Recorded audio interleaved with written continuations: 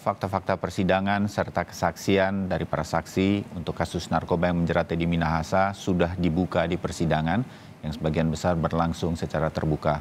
JPU kemudian menuntut Teddy Minahasa di dalam persidangan ini dengan hukuman mati karena dianggap terbukti bersalah dalam jual beli narkoba. Mungkinkah tuntutan Teddy ini akan dipenuhi oleh majelis hakim? Hari ini kita akan mendengarkannya atau justru lebih rendah dari tuntutan jaksa. Pagi ini kita akan bahas mengenai kemungkinan-kemungkinan tersebut dengan para narasumber yang akan hadir di studio dan juga secara daring untuk Breaking News Kompas TV kali ini. Ada pakar hukum pidana, Heri Firmansyah. Selamat pagi, Mas Heri. Assalamualaikum, maaf lahir batin. Waalaikumsalam warahmatullahi wabarakatuh. Iya, maaf lahir batin ya. Kita baru bertemu setelah Lebaran. Terima kasih bisa hadir di studio. Dan juga nanti bergabung bersama kami melalui daring Peter Talawai, salah seorang kuasa hukum dari Teddy Minahasa. Bung Peter, selamat pagi. Selamat pagi. Sudah muncul. Dan ini di ruang sidang ya, karena nanti semua akan full tim begitu, Bung Peter? Iya. Oke, ya. Bung Peter, bisa dijelaskan tadi rekan reporter kami, Tifal Solesa, sempat mengikuti tanya jawab dengan Bang Hotman Paris begitu, bahwa bisa saja bebas karena ada bukti-bukti yang tidak valid. Salah satunya disebutkan Bang Hotman Paris adalah tidak melalui proses digital forensik sedemikian rupa. Jadi tidak sah demi hukum, kira-kira begitu. Anda bisa menjelaskan bahwa ada optimisme seperti ini bisa bebas, Bung Peter? Iya, saya sih optimis karena didasarkan pada keyakinan hukum. Jadi dari perspektif legal perspektif.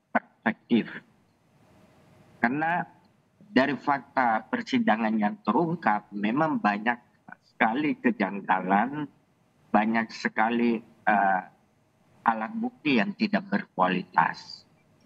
Di samping itu, dari norma atau doktrin hukum maupun prinsip-prinsip hukum itu semua dilanggar oleh jaksa penuntut umum.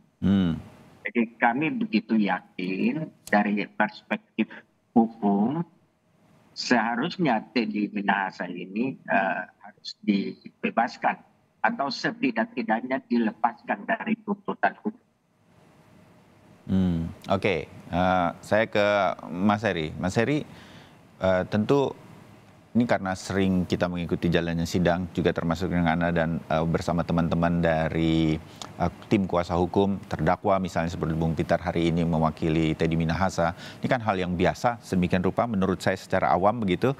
Ada yang kontradiksi dengan jaksa penuntut umum, itu adalah hal yang biasa begitu. Optimisme seperti ini, Anda mengamati jalannya sidang, bukti-bukti banyak yang tidak sah, paling tidak menurut amatan Anda, Bung Heri? Ya, begini Mas Bayu, bahwa hakim akan menyeleksi fakta ya.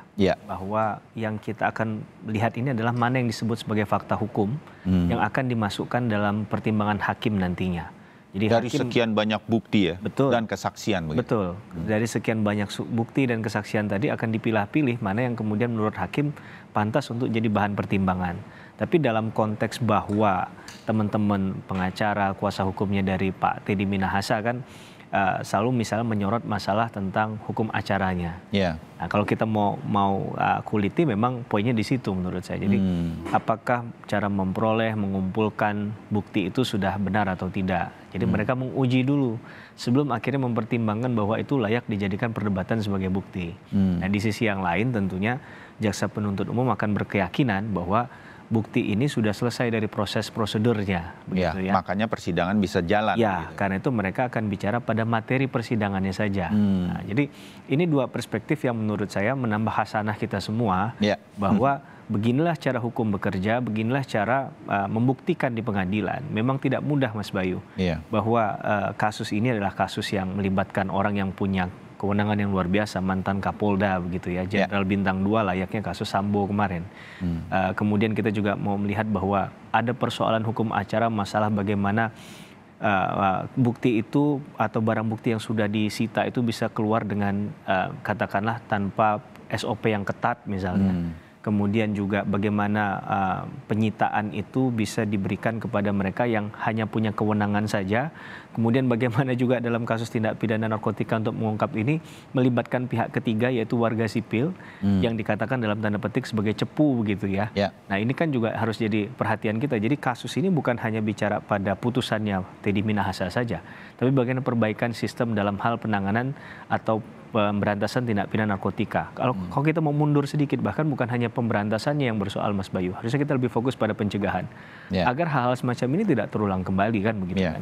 Kalau kita bicara pemberantasan itu sudah pada ujungnya. Tapi pada konteks yang sebelumnya tadi kayak kasus di TPPO yang dibahas di Myanmar. Itu kan banyak bicara tentang perspektif pencegahan sebenarnya. Bukan lagi pemberantasan yang kita bicarakan di sini. Itu menurut saya jadi dalil yang harus diingat.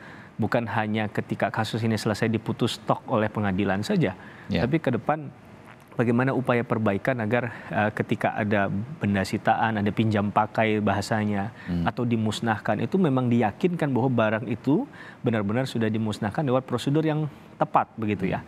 Jangan sampai ada celah sekecil apapun yang kemudian ini bisa jadi katakanlah persoalan di kemudian hari begitu.